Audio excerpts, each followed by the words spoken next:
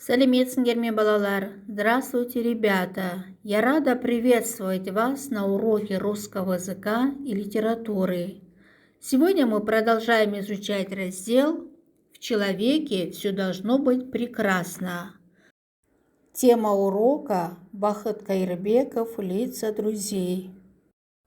Сегодня на уроке вы познакомитесь с творчеством Бахыта Кайырбекова. Научитесь определять тему, идею стихотворений поэта, писать поздравления. Бахыт Гафурович Кайырбеков – известный казахстанский поэт, переводчик, кинорежиссер, сценарист. Родился в городе Алматы, окончил литературный институт имени Максима Горького и высшие курсы сценаристов и режиссеров при Госкино СССР.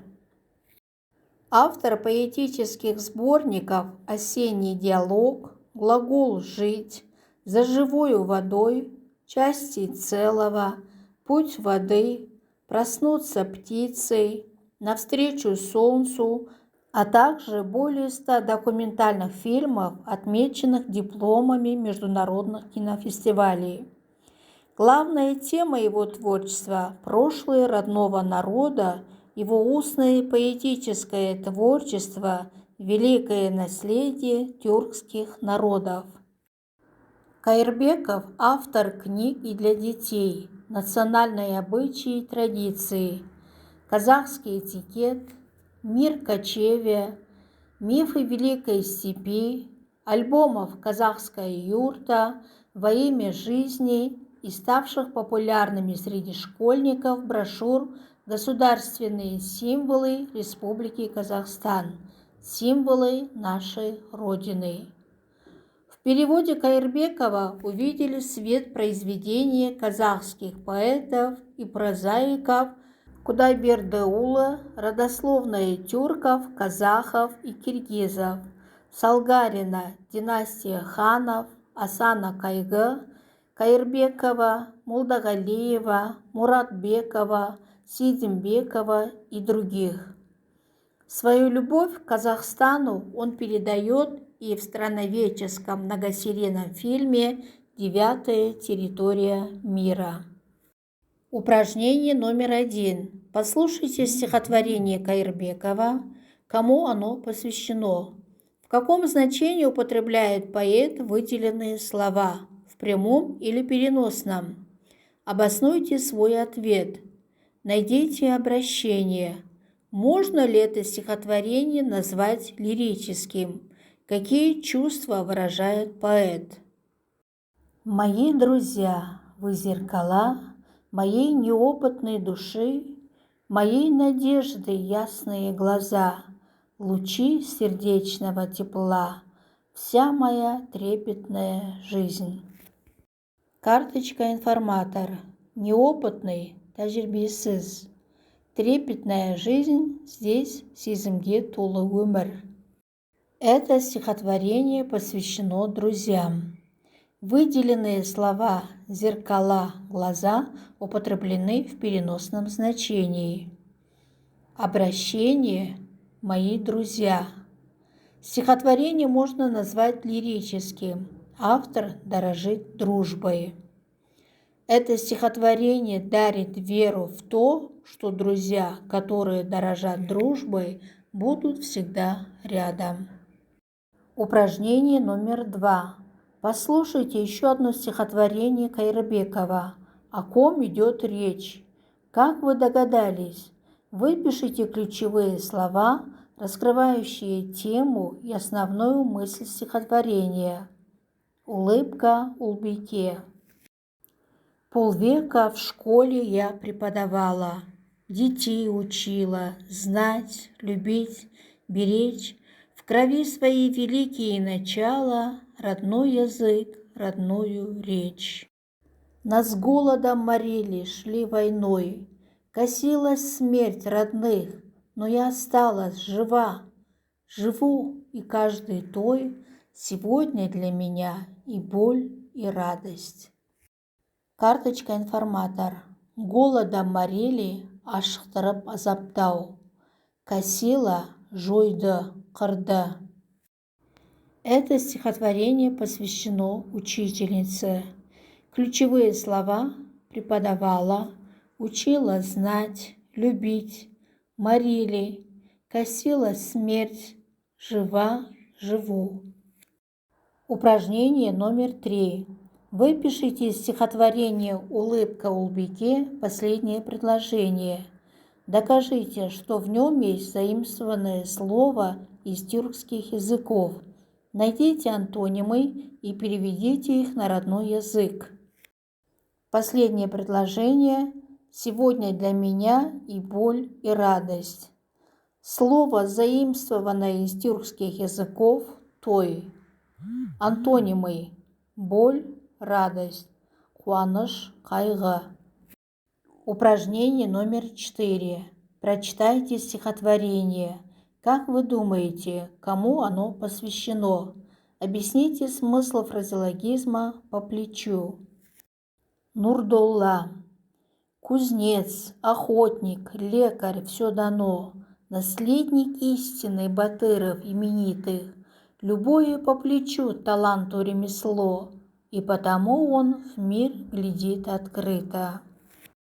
Это стихотворение посвящено талантливому и умелому парню Нурдолле. По плечу здесь в значении по силам. Упражнение номер 5. Определите идею стихотворения Нурдолла. Найдите слово, заимствованное из тюркских языков. Какой синоним соответствует ему по смыслу? Запишите имена известных вам казахских батыров. Расскажите об одном из них. Идея стихотворения: «Мир для тебя откроется тогда, когда сам открыт миру. Ты мастер своего дела». Каждый может управлять миром благодаря своему делу, способности, мастерству. Заимствованное слово из тюркских языков – батыр. Синоним слова батыр – герой. Имена известных казахских батыров – Кубланды батыр, Кабанбай батыр, Бөгенбай батыр и другие. Упражнение номер 6. Послушайте отрывок из стихотворения, посвященного Асанали Ашимову. Почему это произведение Каирбеков назвал монологом? Монолог актера. В ботинках черно-белых да колхозных, по-деревенски неуклюж и робок, овладевал наукой быть серьезным, как если бы искусству обучался робот. Движение души учился понимать, пусть медленно, но верно всем овладевая. Увы, успел так много потерять в борьбе с судьбою, еле выживая. Спасибо ангелу, что жизнь мою пронес над бедами, над тучами страданий и снова подарил мне миг счастливых слез и сладость исполнения желаний. Карточка-информатор. Неуклюж, епсіз. Робок, ұялшақ. Судьба, тағдыр. Ангел, періште. Страдание, қайғы қасірет көру. Автор назвал стихотворение монологом, потому что рассказ в нем ведется от первого лица. Упражнение номер 7. Разделите данные вопросы на тонкие и толстые. Ответьте на них. Тонкие вопросы.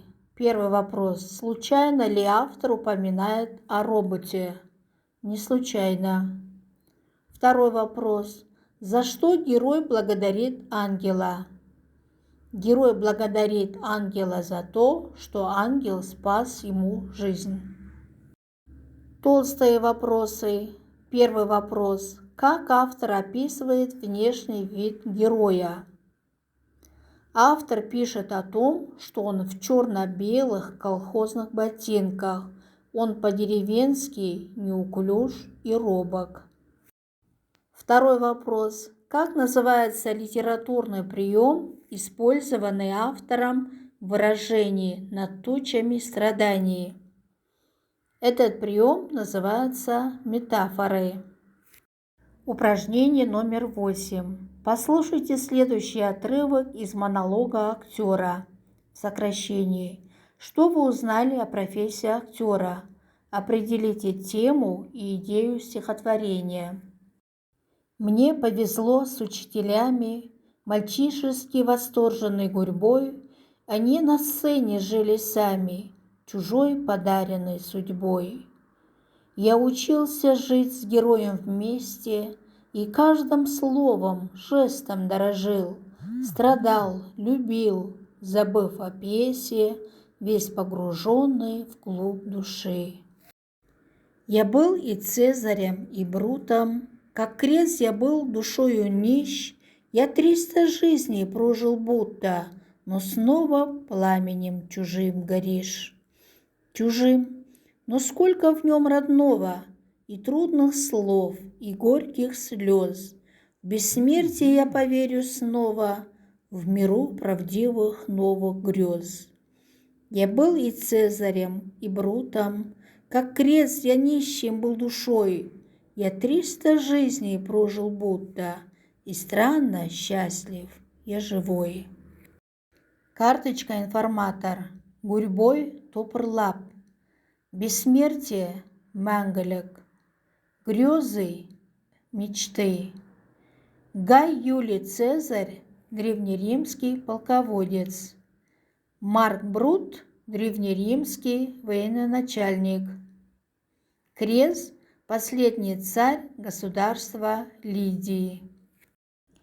Я узнала о том, что профессия актера трудна и нужно полностью проживать свою роль.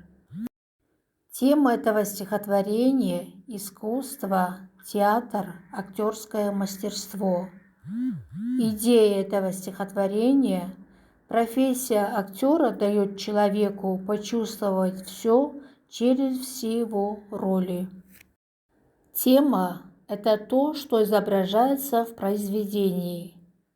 Идея – это главная мысль произведения, выражающая отношение автора к изображаемой действительности.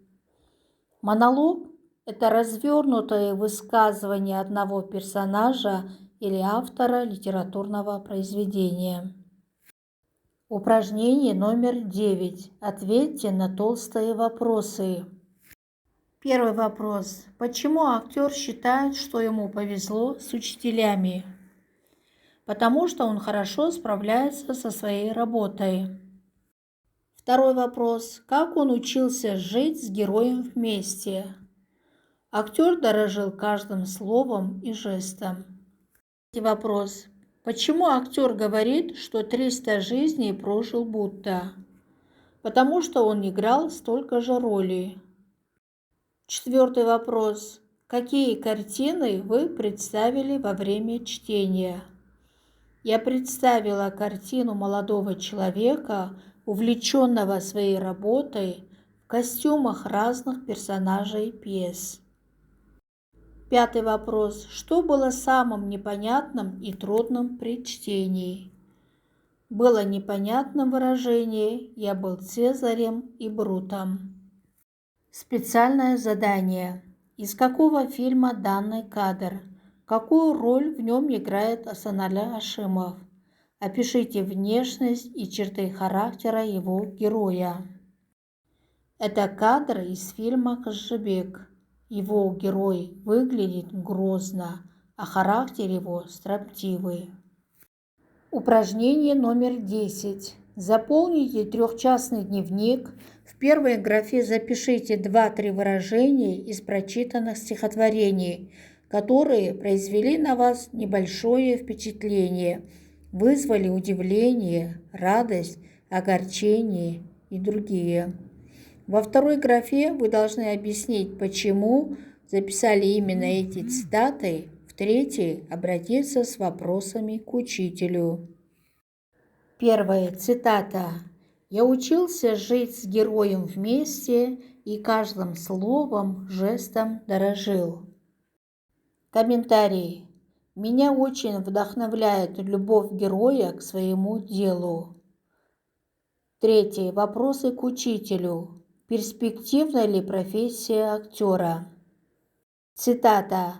«Нас голодом морили, шли войной, косилась смерть родных, но я осталась». Комментарий.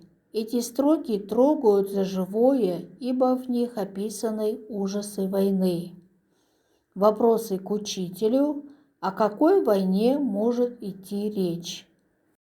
Упражнение номер 11. Представьте, что у вас появилась возможность взять интервью у автора стихотворения.